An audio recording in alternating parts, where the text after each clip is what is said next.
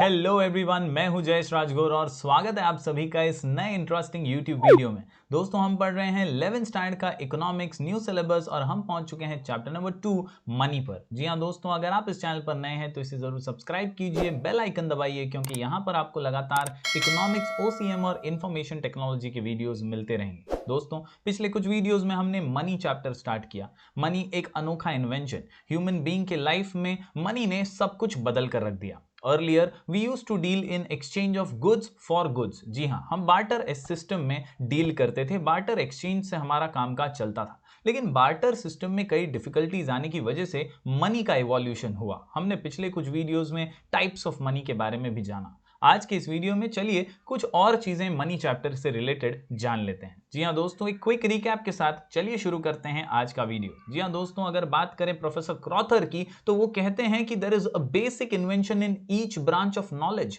Knowledge के हर branch में, हर क्षेत्र में, हर फील्ड में कहीं ना कहीं कुछ न कुछ एकदम जबरदस्त इन्वेंट हुआ है। जैसे कि आप देख सकते हैं invention of fire in science, invention of wheels in mechanical science. उसी प्रकार the concept of money is an important concept which has brought an revolutionary change in the economic life of human beings। यानी इंसानी जिंदगी में, economic life में हमारे एक गहरा बदलाव आया है मनी के इन्वेंशन से। Various goods and services are brought and sold with the help of money nowadays. यानी पहले जो काम बहुत मुश्किल हो जाता था, मीडियम ऑफ एक्सचेंज के तौर पर एक कॉमन मेजर वैल्यू, एक कॉमन स्टोर ऑफ वैल्यू नहीं था, अब मनी के इन्वेंशन से ये सारे काम बहुत आसान हो गए हैं। जी हाँ दोस्तों, जैसा कि आप जानते हैं there were difficulties in barter system.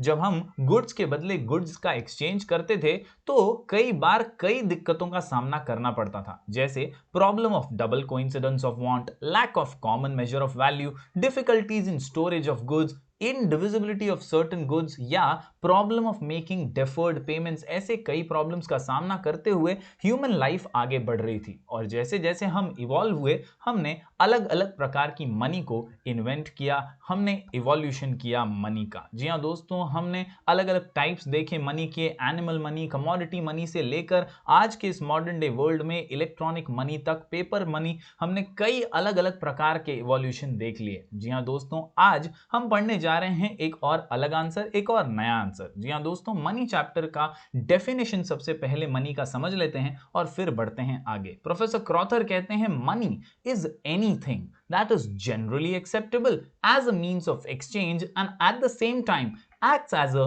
measure and store of value। जी हाँ दोस्तों, बहुत ही सरल भाषा में प्रोफेसर क्रॉथर ये कहना चाहते हैं कि जो वस्तु जनरली एक्सेप्टेबल हो, जिसे हर कोई एक्सेप्ट करे, लेन देन की प्रक्रिया में जिसका बहुत आसानी से समावेश हो सके, उसे ही मनी कहा जा सकता है। साथ ही साथ वो कहते हैं at the same time that particular thing must act as a common measure and store of value। यानी चीजों का मापदंड या चीजों का मूल्यांकन करने में जो काम आए, ऐसी चीज को ही मनी कहा जा सकता है। इसके अलावा प्रोफेसर वॉकर कहते हैं money is what money does. यानी मनी का काम जो है as a medium of exchange, वही मनी की पहचान बनता है। चलिए दोस्तों, आज का क्वेश्चन पढ़ते हैं। जी हाँ दोस्तों, एक मजेदार क्वेश्चन का नाम है क्वालिटीज ऑफ मनी और कुल मिलाकर के 7 पॉइंट का ये आंसर, जहां हम खूबियां समझेंगे मनी के अंदर क्या क्या गुण होने चाहिए, होते हैं। अक्सर हम देखते हैं कुल मिलाकर के मनी जो है दोस्तों, इसमें ये खास क्वालिटीज होना बहुत जरूरी है। क्वेश्चन का नाम है क्वालिटीज ऑफ मनी और 7 पॉइंट का ये आंसर, जिसे याद रखने के लिए, आसानी से समझने के लिए हमारा शॉर्ट कोड है गोकुलधाम कोऑपरेटिव हाउसिंग सोसाइटी। जी हाँ दोस्तों, क्वेश्चन का नाम है क्वालिटीज ऑफ मनी और आंसर का नाम है गोकुलधाम कोऑपरेटिंग हाउसिंग सोसाइटी। जी हाँ दोस्तों, गोकुलधाम कोऑपरेटिव हाउसिंग सोसाइटी आपने देखी होगी।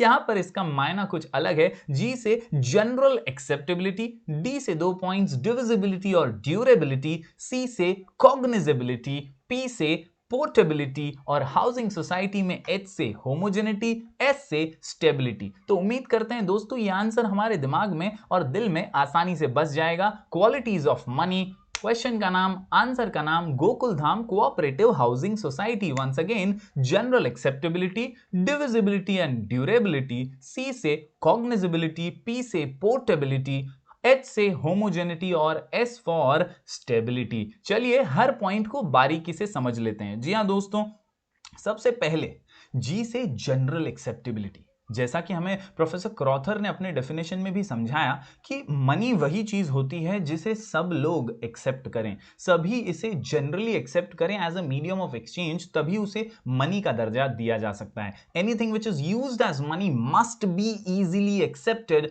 Bye all for exchange purpose, तभी उसे हम मनी कह सकते हैं। ये पहली क्वालिटी है मनी की। दूसरी क्वालिटी की अगर बात करें तो डी से डिविजिबिलिटी। कई बार हमने प्रॉब्लम्स फेस किए बार्टर सिस्टम में इनडिविजिबिलिटी के। गुड्स को छोटे छोटे हिस्सों में बांटना जरा मुश्किल हो जाता था, और इसीलिए जब मनी का इजाद हुआ, मनी का इन्वेंशन हुआ, तो ये क्वालिटी बहुत महत्वपूर्ण बन गई। Money should be easily divisible into smaller denomination. तभी आज आप देखते हैं दोस्तों 5 रुपए का भी सिक्का है, 10 रुपए का भी है, 1 रुपए का भी कॉइन है हमारे पास, 100 की नोट, 200 की नोट। तो कहीं ना कहीं ये छोटे बड़े डिनोमिनेशंस जो होते हैं ना, यही मनी को डिविजिबल बनाते हैं। Money should be easily divisible into smaller denominations to facilitate small transactions also। तो ये थी दूसरी क्वालिटी। बढ़ते हैं अगली क्वालिटी की ओर। अगली क्वालिटी है बहुत ही सिंपल सी, ड्यूरेबिलिटी। जी हाँ दोस्तों, टिकाऊ होना भी बहुत जरूरी है। Money should also possess the characteristic of durability। Currency notes and coins are being used repeatedly. हम इसका बारंबार यूज करने वाले हैं, ये मीडियम ऑफ एक्सचेंज है, और इसीलिए shall continue to do so for years and years together on account of durability. इसका टिकाऊ होना बहुत जरूरी है, ये कभी बंद ना हो जाए, खराब ना हो जाए, फट ना जाए, इसका ध्यान रखना बहुत जरूरी है, और इसीलिए खास क्वालिटी है मनी की, डी फॉर ड्यूरेबिलिटी। बढ़ते हैं दोस्तों अगले कुछ पॉइंट्स की ओर। क्वेश्चन का नाम है क्वालिटीज ऑफ मनी, आंसर का नाम गोकुलधाम कोऑपरेटिव हाउसिंग सोसाइटी। जी से जनरल एक्सेप्टेबिलिटी, डी से डिविजिबिलिटी और ड्यूरेबिलिटी। बढ़ते हैं आगे दोस्तों, सी से एक और इंपॉर्टेंट पॉइंट जो कहता है कॉग्निजिबिलिटी। याद रखिए, कॉग्निजिबिलिटी का मतलब होता है रिकॉग्नाइज आप कैसे करते हैं, पहचान कैसे बनती है। रिकॉग्निशन जो है एक पर्टिकुलर मनी का कैसा होना चाहिए, तो money must be easily recognised. हर व्यक्ति को उसकी पहचान होनी चाहिए, ये अलग अलग नहीं होनी चाहिए। Money must be easily recognised, it should have certain distinct mark. जैसा आप देखते हैं नोट के ऊपर भारत सरकार का ठप्पा होता है, रिजर्व बैंक ऑफ इंडिया के गवर्नर वगैरह का साइन होता है, ये कुछ इंपॉर्टेंट मार्क्स हैं जो मनी को रिकॉग्नाइज करवाते हैं। It should have certain distinct marks so as to avoid confusion by the receiving person, तभी तो ये जनरली एक्सेप्ट किया जा सकेगा। बढ़ते हैं दोस्तों अगले पॉइंट और अगला आसान सा पॉइंट है कोऑपरेटिव में पी से पोर्टेबिलिटी। जी हां दोस्तों, पोर्ट करना आसान होना चाहिए। पहले एक मुसीबत यही थी कि लोग कैरी नहीं कर पाते थे, एक जगह से दूसरी जगह ट्रांसफर करना मुश्किल हो जाता था, और इसीलिए पोर्टेबिलिटी ये एक महत्वपूर्ण क्वालिटी है मनी की। It should be easy to carry from one place to another without any difficulty, यानी मुश्किल के बिना अगर मनी हम आसानी से एक जगह से दूसरी जगह ले जा सकें, ट्रांसफर कर सकें, तो उसकी सबसे बड़ी क्वालिटी बन जाएगी। यस, एक्सपेंस इनकन्वीनियंस नहीं होना चाहिए। Example, currency notes are easily portable, तो यही एक और बड़ी क्वालिटी बन जाती है मनी की। बढ़ते हैं दोस्तों आगे, आखिरी 2 पॉइंट हमारे सामने हैं।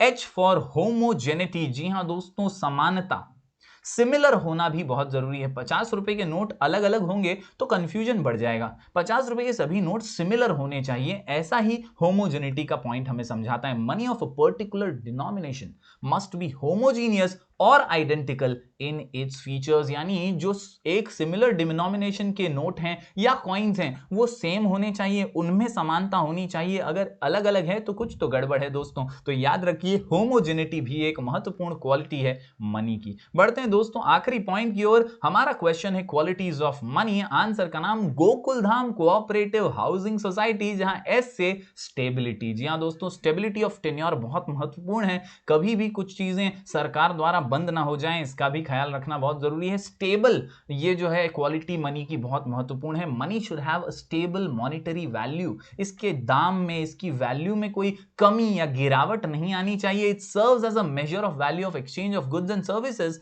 These goods can be sold and purchased in future as per requirements, यानी वस्तुओं के बदले में भी पैसे का लेन देन होता है, वस्तुएं बेची जाती हैं, खरीदी जाती हैं on the basis of money, और इसीलिए ये मेजर ऑफ वैल्यू और स्टोर ऑफ वैल्यू है। तो इसकी स्टेबिलिटी, इसकी वैल्यू जो है घटनी नहीं चाहिए, ये बहुत महत्वपूर्ण है। तो दोस्तों हमने आज देख लिया है एक और आसान सा आंसर। क्वेश्चन का नाम है क्वालिटीज ऑफ मनी, आंसर का नाम Gokul Dham cooperative housing society, जहां जी से जनरल एक्सेप्टेबिलिटी, डी से डिविजिबिलिटी और ड्यूरेबिलिटी, कोऑपरेटिव में सी से कॉग्निजिबिलिटी और पी से पोर्टेबिलिटी, और हाउसिंग सोसाइटी में एच से होमोजेनिटी और एस से स्टेबिलिटी। उम्मीद करता हूं दोस्तों ये आंसर आपको समझ आया होगा और आसानी से आप इसे लिखकर प्रैक्टिस कर पाएंगे। तो मिलेंगे फिर एक बार कुछ और नए वीडियोस के साथ, तब तक के लिए बने रहिए हमारे चैनल पर। Do like, share and subscribe.